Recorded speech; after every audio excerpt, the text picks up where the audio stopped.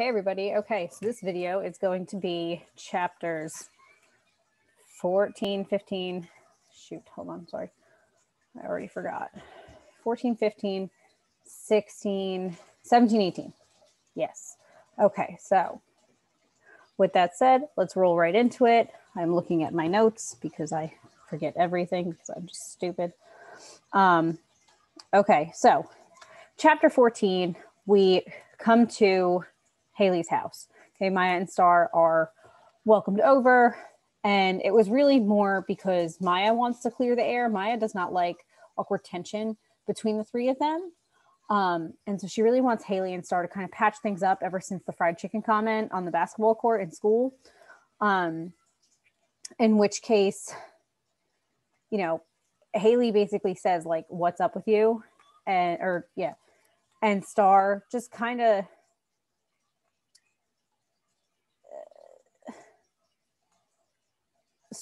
reacts and says that she feels that it was a racist comment and that Haley, you know, proclaims again that she shouldn't have to apologize because her intention was not to be racist. And Star tells her, like, even if you didn't mean it, that joke is racist. So that's that.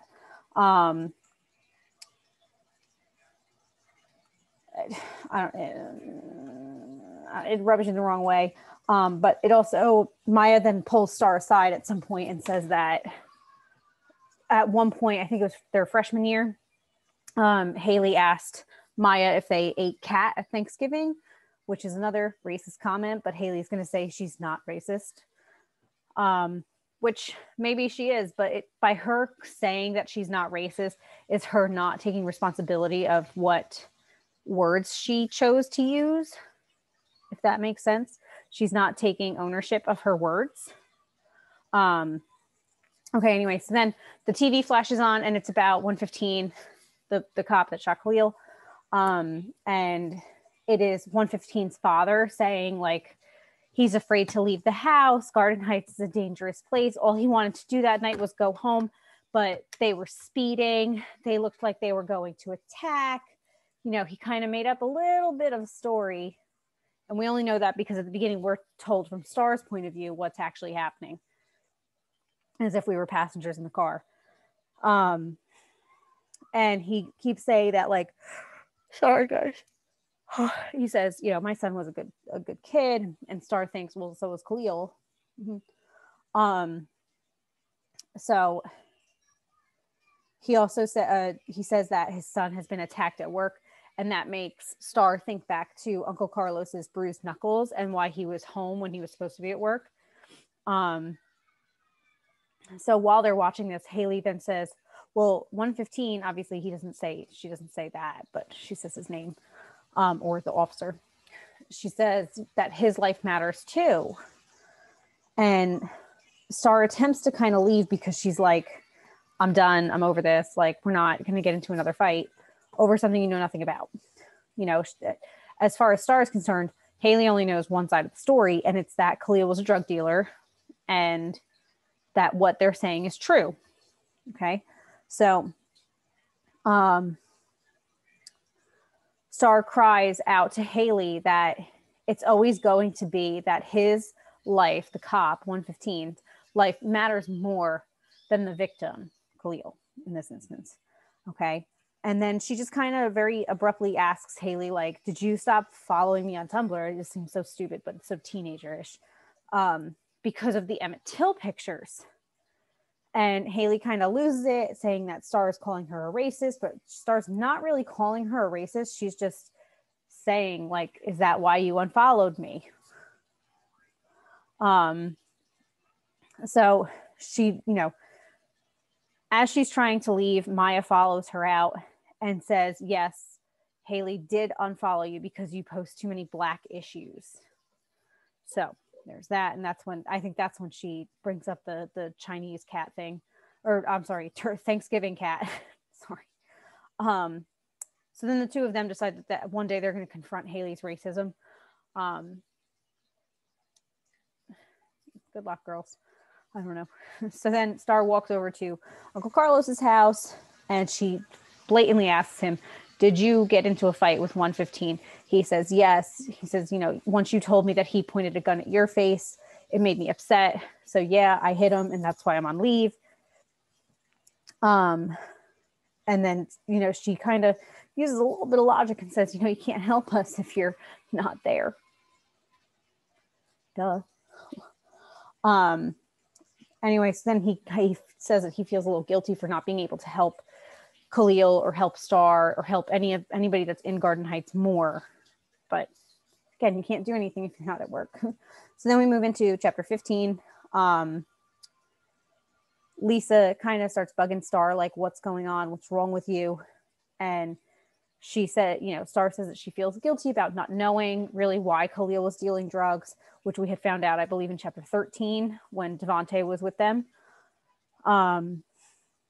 And Lisa, admits that she knew that Star had a crush on Khalil, which makes it so much harder. And Star starts saying, she's like, oh, I shouldn't have feelings for another boy, Mom. And Star's like, it's okay to be attracted to people. So chill. I just think it's funny that they put that in the book. Anyway, so Star then starts opening up to Lisa about like why she's friends with Haley. And if you've seen the movie, this part is interpreted as Lisa then says, I've never liked her.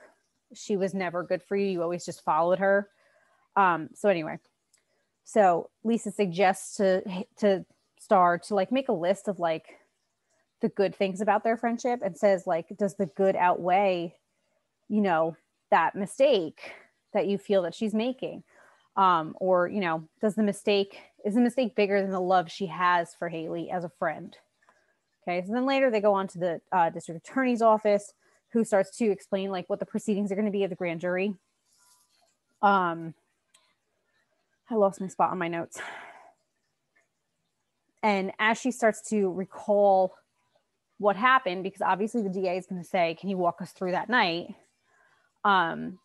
Star starts to get sick and she starts throwing up. So Lisa brings her to the store to Maverick, even though the two of them are fighting. And so Maverick, because he's a big mush, he just lets Star cry and is cool. But then, eventually it turns over to, why are you dating a white boy?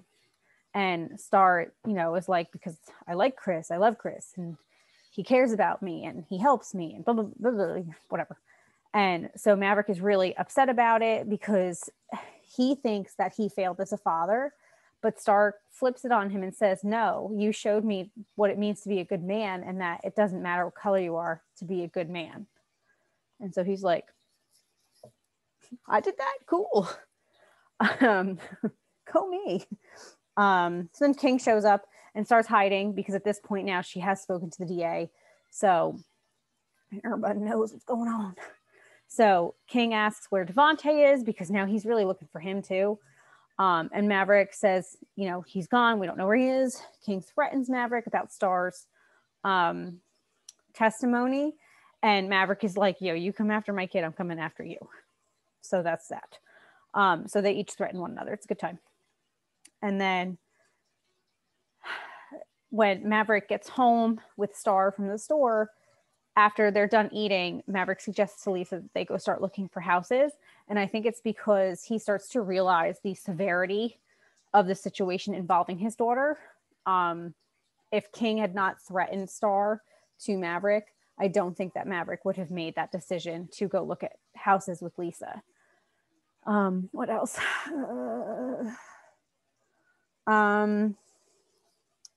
That's really it for chapter 15. So let's keep looking at my notes. Sorry, I lose everything. Oh, that's right. So then Star, chapter 16, Star is going to go to an interview, okay, with Miss Ofra. And the limo comes to pick them up. Super cool. And all the neighborhood people are like, oh my God, there's a limo coming. What's going on? Oh my God, woo! Because obviously you don't really see many limos in Garden Heights. So now at this point, if we remember in the beginning, Star makes it a point to say that she's only referred to as Big Mav's daughter and not by her name. And now she's being known by her name and not so much as, Big Mav's daughter. So the interview starts. They get there, the interview starts. Diane, the interviewer, asks like who Khalil was as a person, and Star describes him saying, like he had a big heart, he was really great. I know that everybody's saying he's a drug dealer, and even if he was, it doesn't matter. That doesn't mean that he was a bad person. He was a good person. He had good intentions. She's asked, like, how do you feel about people focusing on him being a dealer? And Star says that it hurts, but people shouldn't judge him if they knew the situation. Miss Ofer kind of is standing off to the side at this point, and she's like, no, you're not supposed to talk about that. So whatever. The other side of this is that if Star continues to talk more about the drugs, it could affect her whole family, with King being a King Lord. So anyway, she decides that she's going to, defend Khalil and explain that Brenda owed money to the biggest dealer in the neighborhood. And that's that. So even though she didn't name him, she did what they say is dry snitching in the book. Okay. So she snitched, but she just didn't put a name on it. So she's dry snitching. Whereas Mr. Lewis, if we remember a few chapters back, he blatantly named King for being the reason for all the violence in the neighborhood. Anyway, she tells him, like he wasn't a gang member. He never was fully initiated, but he had to do this for King to clear his mom's debt. Where did I lose my notes? She talks about like how like her fear has taken over of the cops because of that night. She also says that Khalil never threatened the officer and that there was no plan of attacking. There was no speeding, like all the stuff that his dad had said in the most recent interview was false. So this is going to be fun, right? Case of he said, she said. She says to the interviewer, Diane, that she really wants people to stop making assumptions because of their skin color, which is something that obviously the entire world is relating to right now. That there's a stereotype, there's a stigma, there's a whatever you want to call it, against, specifically in this book, Black people that get Black people killed. Okay. And she wants the cops to stop making those assumptions because of their color and because of their demographic, both separately and together. So she says, the interviewer asks her, like, what do you wish, like, if you could ask the officer any question, what would you ask? And she says, I would ask if he wanted to shoot me too, or if he wished to have shot me too, or whatever, however she worded it. I don't remember. Anyway, moving on to 17. Okay, chapter 17. So the interview becomes one of the most watched features on the network and is headlining everywhere because obviously this is something big that's going on in the neighborhood. The night after it airs, Star has prom and Chris is very distant. They reach the dance floor. Chris leaves to go talk with his friends, and now she's all like, the fuck is going on? So Star finds Maya and Haley, who have Haley's been ignoring them, but that's okay. So whatever. So Star and Maya end up just kind of doing their own thing and dancing and whatever, and Haley walks right past them, glaring because she's a bitch. Oh, did I say that out loud? Whoops. Anyway, so Star starts to eat. Chris comes over and kind of is just like, you want to take pictures? Weird guy stuff. Sorry, guys. So Star says, like, what's up with you? Why are you acting like this? Like, this isn't normal. Where's the funny white boy, Chris? And Chris comes back at her saying, like, why do you have a tude? And so they both storm out to the car, and Chris wants to know why, at this point, now that they're outside, he says, why didn't you just tell me you were the witness? And she's like, my face was blurred. How did you know it was me? So she's shook. She is shooketh. Sorry. And Chris says that he could tell from how she walked. He could tell from a lot of things that it was her. And I think he says something like, we've been dating a year. How did you think I wouldn't know it was you? So, so he explains to her that he's really hurt that she did not share this information with him. And Star says to him, well, I'm so afraid of you judging me because I come from the ghetto. And Chris is like, I don't get why you don't trust me. Like, have I given you a reason to not trust me? Question mark. I wish I had those little bubbles. I could just appear above my head, but I don't. I'm not that savvy with tech. So at this point, he then she decides rather to also talk about Natasha to Chris, because Chris does not know about Natasha. Haley and Maya know, but Chris does not know. So she tells Chris about all of this. She explains that Khalil was her best friend and her first crush and her first kiss and all this great stuff. And that's why she's been so like emotional the past few months. And she's tired of people treating her like she's super fragile. And she felt fairly normal by not telling Chris these things. So anyway, they make out in the limo, whatever. And Chris says, I love you. And she's like, I love you. Okay. So then they go back. They finally go back inside. Chris goes up and requests the Fresh Prince of Bel-Air theme song so that they can sing it together because they're in love. So anyway, moving on past that, then they just kind of, things are better between the two of them. And then we move into chapter 18. Okay. So the Carter family, right? Yes, Evan went. No, Ginger, go away.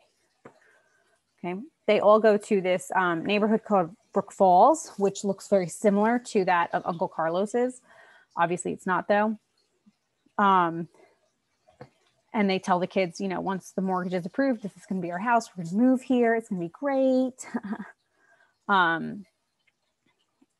Sakani, the youngest one, asks about like the fake people in the suburbs, which is kind of funny because he's only like 7.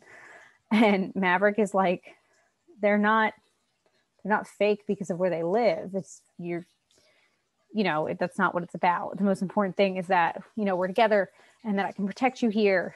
We're out of Garden Heights. We're out of the violence. So anyway, so the family then has like a little picnic on the floor of the kitchen. Super cute, right? And Lisa tells 7 to make a room for himself because he's obviously still welcome there, even though he's going to go to college and probably stay closer to Kenya and Lyric. And 7 says that he's going to go to Central Community, and Maverick and Lisa are furious because he's so freaking smart. So why would you do this? And you've gotten all these like scholarships from these prestigious schools. So what the hell's wrong with you? And he's like, I can't leave them. But Maverick tells him like, they're not your responsibility. You can't be dad to them. They have to want to do it for themselves, and their parents have to watch them. Sorry. Let's see what else happens. Oh, so they go back to Garden Heights, their house.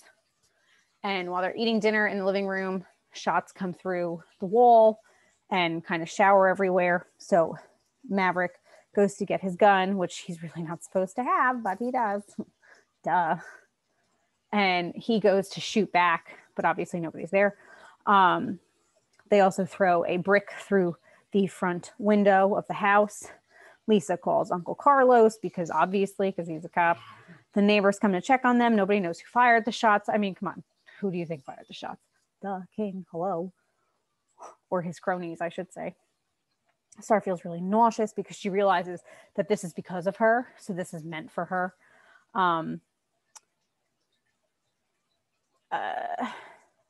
Uncle Carlos, gets there and says, Maverick, did you call the cops? And he's like, no, because it could have been the cops that did this. So there's a little bit more tension between the two of them. Good times. We all know it was King. And then Lisa steps in and she's like, it doesn't matter who did it. It's the fact that it happened. So now Star decides that she's not going to testify because obviously she put her family in danger just by doing an interview and not even testifying. So good times. And then at this point, so this is a point that's different in the movie, just so we know. Maverick makes her recite part of the 10-point commandment from the Black Panthers program. and asks why she would want to be quiet when she's armed with those words. He's very specific about this. And Star is still very nervous. Like, that's great that you made me recite all this, Dad, but it ain't going to do nothing for me against a gun. So anyway, you know, because she thinks, well, Black Panther Party was disbanded. Malcolm X was shot. Clearly it didn't work out too well for them, so it's not going to work out for me. So he then has a bunch of people, if I can, no, it's not this chapter yet. I'm sorry, I'm getting ahead of myself. So he asks this person who's part of the Cedar Grove King Lords, which is a different town, to come over and to provide some security for the next few days. You know, and Uncle Carlos says not to come to the courthouse if gang members are accompanying them, because obviously that will be bad. And then Maverick kind of yells at Uncle Carlos and is like, so you're not going to go to the courthouse to support your niece because you don't want to be seen with gang members? Whatever. The two of them need to figure their shit out, really. Okay. So Uncle Carlos then reminds Maverick of who Dad was while he was in prison. And things get even more tense between those two. And Maverick leaves and storms out of the house. Good times. Okay, and that finishes up at chapter 18. So the next set of chapters you'll be reading are 19, 20. Where is my thing? 19, 20, 21, 22. Okay, so I will talk to you guys soon. Have a good rest of your night, day, whatever, week, year, I don't know. And I will talk to you later. Bye, guys.